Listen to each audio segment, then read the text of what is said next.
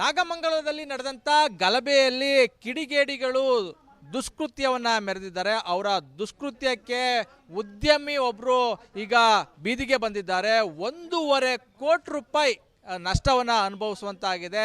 ಏನು ಸಾಧಾರಣ ಟೆಕ್ಸ್ಟೈಲ್ ಬಟ್ಟೆ ಶೋರೂಮ್ಗೆ ರಾತ್ರಿ ಬೆಂಕಿಯನ್ನು ಕಿಡಿಗೇಡಿ ಹಾಕಿರುವಂಥದ್ದು. ಇದರಿಂದಾಗಿ ಏನು ಇಡೀ ಅಂಗಡಿಯ ಮಳಿಗೆ ಒಳಗಡೆ ಇದ್ದಂಥ ಬಟ್ಟೆಗಳು ಸಂಪೂರ್ಣವಾಗಿ ಸುಟ್ಟು ಕರಕಲಾಗಿರುವಂಥದ್ದು. ಇದರಿಂದ ಸುಮಾರು 1.5 ಕೋಟಿ ರೂಪಾಯಿ ನಷ್ಟ ಆಗಿದೆ ಅಂತ ಹೇಳಿ ಮಾಲೀಕ ಭೀಮರಾಜ್ ಅವರು ಹೇಳ್ತಾ ಇರುವಂಥದ್ದು. ಇದ್ರ ಬಗ್ಗೆ ಮಾತಾಡೋದಕ್ಕೆ ನಮ್ಮ ಜೊತೆ ಏನು ಬಟ್ಟೆ ಅಂಗಡಿ ಮಾಲೀಕರಾದಂಥ ಭೀಮರಾಜ್ ಇದ್ದಾರೆ, ಅವ್ರನ್ನ ಮಾತಾಡಿಸ್ತೀನಿ. ಸರ್, ನಿಮಗೆ ಯಾವಾಗ ಗೊತ್ತಾಯಿತು ಇದು ದಗದಗಿಸ್ತಾ ಇದೆ ಅಂತ? ಸರ್, ಸಂಜೆ 8 ಗಂಟೆಗೆ ಫೋನ್ ಬಂತು. ನಾವು ಬಂದ್ವಿ ಸರ್, ಪ್ಲಸ್ ಲೈಕ್ ಫೈರ್ನ ಕರ್ಕೊಂಬಂದ್ವಿ. ಫಸ್ಟ್ ಬೆಂಕಿ ಆರಿಸಿದ್ವಿ. ನೆಕ್ಸ್ಟ್ ಸರ್ ನಮ್ಮ ಮೇಲೆ ಅಟ್ಯಾಕ್ ಆಯಿತು, ಓಡಿದ್ವಿ ಇಲ್ಲಿಂದ. ವಾಪಸ್ ಬಂದ್ವಿ ಸರ್. ವಾಪಸ್ ಲೈಕ್ ಸೇಮ್ ಥಿಂಗ್ ಆಯಿತು ಸರ್. ರಾತ್ರಿ 11:30 12 ಗಂಟೆ ಗಂಟ ಸೇಮ್ ಥಿಂಗ್ ನಡೀತಾನೆ ಇತ್ತು ಸರ್. 12:30ಗೆ ಫುಲ್ ಅಂಗಡಿ ಹೊಡೆದು ಒಳಗಡೆ ಬೆಂಕಿ ಹಾಕ್ಬಿಟ್ಟಿದ್ರು ಸರ್. ಎಲ್ಲ ಸುಟ್ಟೋಯ್ತು ಅಂತ ಹೊಂಟೋದ್ವಿ ಸರ್ ನಾವು. ಅಂದರೆ ನೀವು ಆರ್ಸಕ್ಕೆ ಬಂದಾಗಲೂ ನಿಮ್ಮ ಮೇಲೆ ಅಟ್ಯಾಕ್ ಆಯ್ತಾ? ಹೌದು ಸರ್. ಯಾರು ಎಷ್ಟು ಜನ ಇದ್ರು, ಏನೆಲ್ಲ ತಂದಿದ್ರು ಅಂತ? ಒಂದು ಮೋರ್ ದೆನ್ 200 ಪೀಪಲ್ಸ್ ಇದ್ದರು ಸರ್. ಲೈಕ್ ಬಾಟಲ್ಸ್ ಇತ್ತು ಅವ್ರ ಹತ್ರ, ಗಾಜಿನ ಬಾಟಲ್ಗಳು ಹೊಡಿತಾಯಿದ್ರು, ಕಲ್ಲು ಹೊಡಿತಾಯಿದ್ರು. ಪೊಲೀಸ್ನವ್ರಿಗೂ ಕೂಡ ಹೊಡಿತಾಯಿದ್ರು ಸರ್. Yes sir. ಆ ಘಟನೆ ನೋಡಿ ಭಯ ಸೃಷ್ಟಿಯಾಗಿತ್ತು ಕೆಲವ್ರಿಗೆ. ಈವನ್ ಪೊಲೀಸ್ನವರು ಎದುರ್ಕೊಂಡು ಓಡಿದ್ರು ಸರ್. ನಾವು ಅವ್ರ ಜೊತೆನೇ ಓಡಿದ್ವಿ. ನಮ್ಗೆ ಲೈಕ್ ಪೊಲೀಸ್ನವರೇ ಸೇಫ್ ಇಲ್ಲ ಅಂದರೆ ನಾವು ಸರ್ ಯಾವ ಥರ ಸೇಫ್ ಆಗಿರೋಕ್ಕಾಗುತ್ತೆ?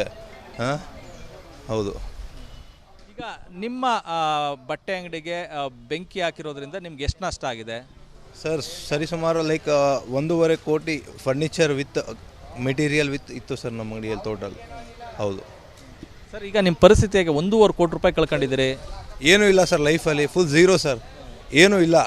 ಈಗ ನಾಳೆ ಊಟ ಮಾಡೋಕ್ಕೂ ಇಲ್ಲ, ಆ ಥರ ಆಗ್ಬಿಟ್ಟಿದೆ ಸರ್. ಇವಾಗ ಕಷ್ಟಪಟ್ಟು ಉದ್ಯಮ ಕಟ್ಕೊಂಡಿದ್ರಿ, ಅದೇ ಜೀವನ ಆಗಿತ್ತು. ಈಗ 1.5 ಕೋಟಿ ರೂಪಾಯಿ ನಷ್ಟ ಅಂದರೆ ನೀವು ಮತ್ತೆ ಮೊದಲಿಂದ ಜೀವನ ಕಟ್ಕೋಬೇಕು. ಹೌದು ಸರ್. ನಾವು ಲೈಕ್ 20 ವರ್ಷ ಬ್ಯಾಕ್ ಹೋದಂಗೆ ಆಯಿತು ಸರ್. ಈಗ 20 ವರ್ಷ ಹಿಂದೆ ಹೋದಂಗೆ ಆಯಿತು ಇವಾಗ ಸರ್. ನಮ್ಮದು ಇದಕ್ಕೂ ಏನು ಸಂಬಂಧ ಇಲ್ಲ. ನಮ್ಮ ಪಾಡಿಗೆ ನಾವು ಲೈಕ್ ವ್ಯಾಪಾರ ಮಾಡ್ಕೊಂಡು ಇದ್ವಿ.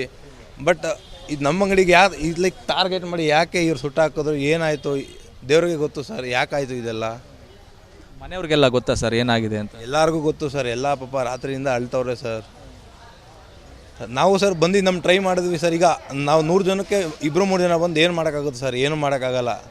ಈಗ ನಾವು ಇದ್ರೆ ನಾವು ಉಳಿತಾ ಇರಲಿಲ್ಲ ಅಂತ ಅನಿಸ್ಬಿಡ್ತು ಸರ್. ಆ ಮೂಮೆಂಟ್ಗೆ ನಮಗೆ ನೈಟ್ ನಾವು ಇಲ್ಲಿಗೆ ಬಂದಾಗ ನಾವು ಇರ್ತೀವೋ ಇಲ್ವೋ ನಮಗೆ ಹೊಡೆದ್ಬಿಡ್ತಾರೆ, ನಮ್ಮನ್ನೇ ಸಾಯಿಸ್ಬಿಡ್ತಾರೆ, ಅಷ್ಟು ಭಯ ಆಗೋಗಿತ್ತು ಸರ್. ಅದಕ್ಕೆ ಹೊಂಟೋದ್ವಿ.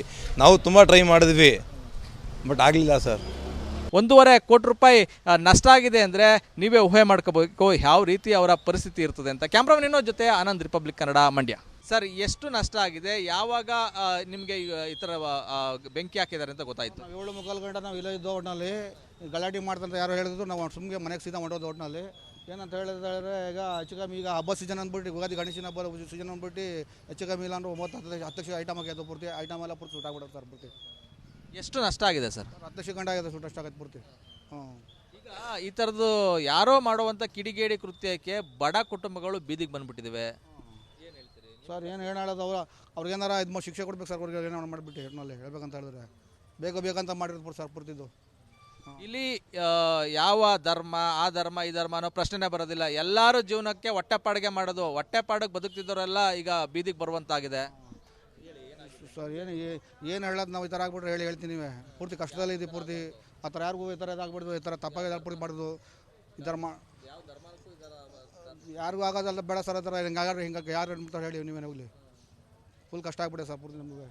ಬೇಕಂತ ಹೇಳಿದ್ರೆ ಈಗೇನು ಒತ್ತಾಯ ಮಾಡ್ತೀರಿ? ಪರಿಹಾರಕ್ಕೆ ಏನಾರು ಆಗ್ರಹಿಸ್ತೀರಾ? ಪರಿಹಾರ ಏನಾರ ಗೌರ್ಮೆಂಟಿಂದ ಕೊಟ್ಟು ನೋಡ್ಬೇಕು ಅಷ್ಟೇ. ಪರಿಹಾರ ಕೊಡೋದು ಗ್ಯಾರಂಟಿ ಏನು ಹೇಳೋಕ್ಕಾಗಲ್ಲ. ನಾವೇನು ಹಿಂಗಾಗೈತಲ್ಲ ಹೇಳಿ ನಾವು ಹೇಳ್ತೀನಿ. ಈಗ ನಿಮ್ಮ ಅಕ್ಕಪಕ್ಕ ಅಂಗಡಿಗಳಿಗೆ ಎಷ್ಟು ಥರ ಈಗಾಗಿದೆ ಸರ್? ಅಕ್ಕಪಕ್ಕ ಅಂಗಡಿಗಳು ನೋಡಿ ಪೂರ್ತಿ ಐತಲ್ಲ. ಅಕ್ಕಪಕ್ಕ ಅಂಗಡಿ ಪೂರ್ತಿ ಎಲ್ಲ ಕಡೆ ಎಲ್ಲ ಪೂರ್ತಿ ಆಗೈತೆ. ನಮ್ಮ ಅಂಗಡಿ ಸೇಫ್ ಮೇನ್ ಒಟ್ಟಿನಲ್ಲಿ. ಈ ರೀತಿ ನೀವು ಯಾವಾಗಾದ್ರೂ ನೋಡಿದ್ರಾ ನೀವು? ಸರ್, ಯಾವ್ದು ನೋಡಿಲ್ಲ ಥರ ಅದಾಗಿರೋದು. ಯಾವ್ದು ಆಗಿ ನೋಡಿ ಸರ್? ನೋಡಿ ಸರ್, ಇದಾವೆ ನೋಡಿಲ್ಲ. ಈಗ ತಪ್ಪಿತಸ್ಥರಿಗೆ ಶಿಕ್ಷೆ ಆಗಬೇಕು. ಆಗ್ಬೇಕು ಸರ್. ಶಿಕ್ಷೆ ಆಗಬೇಕು ಅವ್ರಿಗೆಲ್ಲ ಪೂರ್ತಿ. ಯಾರೇ ಆಗಲಿ ಶಿಕ್ಷೆ ಆಗಲೇಬೇಕು. ಆಗಬೇಕು. ಇದಿಷ್ಟು ಚಪ್ಪಲಿ ಅಂಗಡಿ ಮಾಲೀಕ ಬರ್ಕತ್ ಅವರ ಮಾತು. ಅಂದರೆ ಈ ಹಿಂದೆ ನಾವು ಯಾವಾಗಲೂ ಕೂಡ ಈ ರೀತಿ ಒಂದು ದುಷ್ಕೃತ್ಯವನ್ನು ನೋಡಿರಲಿಲ್ಲ. ಕಿಡಿಗೇಡಿಗಳು ಈ ರೀತಿ ಏನು ಧ್ವಂಸವನ್ನು ಮಾಡಿದ್ದಾರೆ, ಬಡ ವ್ಯಾಪಾರಿಗಳ ಬದುಕನ್ನು ಕಸ್ಕೊಂಡ್ಕೊಂಡಿದ್ದಾರೆ. ಹಾಗಾಗಿ ಅವ್ರಿಗೆ ಶಿಕ್ಷೆ ಆಗಬೇಕು, ಜೊತೆಗೆ ಒಂದಷ್ಟು ಪರಿಹಾರವನ್ನು ಕೊಡಬೇಕು ಅಂತ ಹೇಳಿ ಒತ್ತಾಯವನ್ನು ಮಾಡ್ತಾ ಇದ್ದಾರೆ. ಕ್ಯಾಮ್ರಾಮನ್ ಇನ್ನೋ ಜೊತೆ ಆನಂದ್, ರಿಪಬ್ಲಿಕ್ ಕನ್ನಡ, ಮಂಡ್ಯ.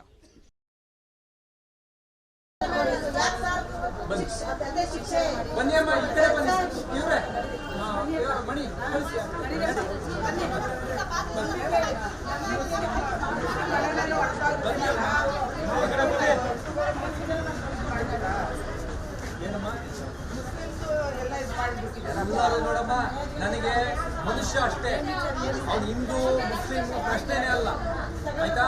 ನನಗೆ ಮನುಷ್ಯ, ಅವನು ಯಾರಾದ್ರೂ ನನಗೆ ಅವನ ವ್ಯಕ್ತಿ, ನನಗೆ ಧರ್ಮ ಅದು ಇದು ಅಂತ ಇಲ್ಲ, ಅರ್ಥ ಆಯ್ತಲ್ಲ?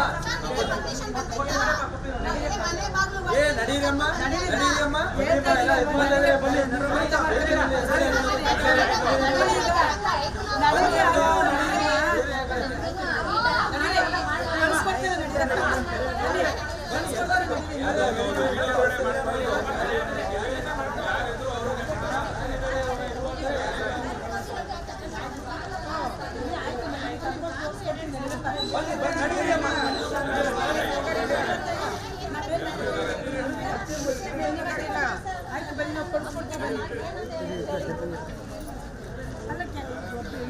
ಯಾರು ಮಾಡಿಲ್ಲ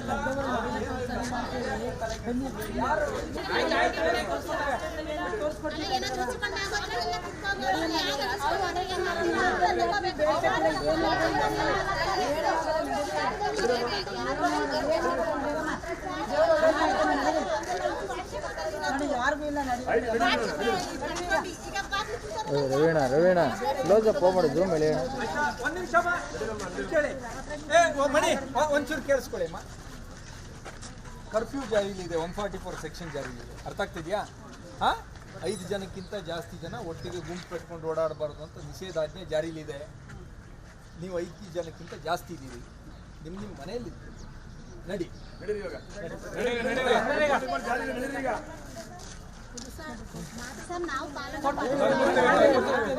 ನಯಾ ಸಮದ ಆಯ್ತು, ನಡಿ. 144 ಸೆಕ್ಷನ್ ಜಾರಿಲಿ ಇದೆಯಮ್ಮ, ಇದು ನಿಷೇಧಾಜ್ಞೆ ಜಾರಿಲಿದೆ.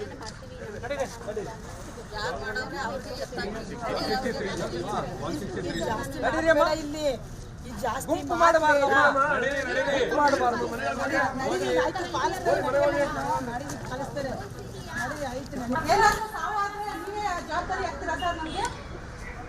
ನಮ್ಗೆ ಮಕ್ಕಳಿಗೆಲ್ಲ ನೀವು ಆಗ್ತೀರಾ ಸರ್? ಮಕ್ಕಳು ಎಲ್ಲ ಅಳ್ತಾ ಇದ್ದಾರೆ, ಕ್ಯಾಮ್ರಾಮನ್ ಇದ್ದಾರೆ, ಅವ್ರಿಗೆ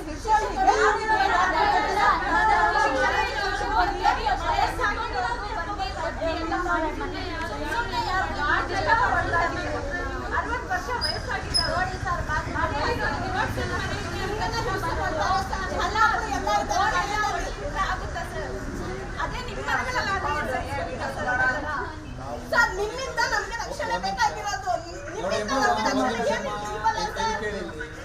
ನಾವು ಜನಗಳ ರಕ್ಷಣೆ ಮತ್ತೆ ಒಂದ್ ನಿಮಿಷ, ಜನಗಳ ರಕ್ಷಣೆಗಾಗಿ ನಾವುಗಳು ಒಂದು ಹೋರಾಟ